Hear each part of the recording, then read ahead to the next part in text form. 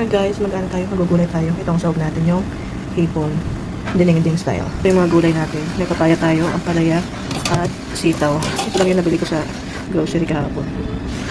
Pero, goods na to. Sigurado masarap na yan. Fresh pa siya.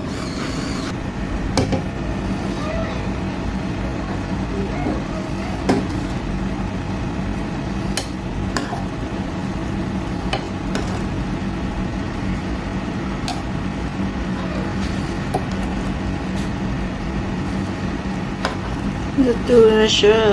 Kainan na. Kain tayo, guys.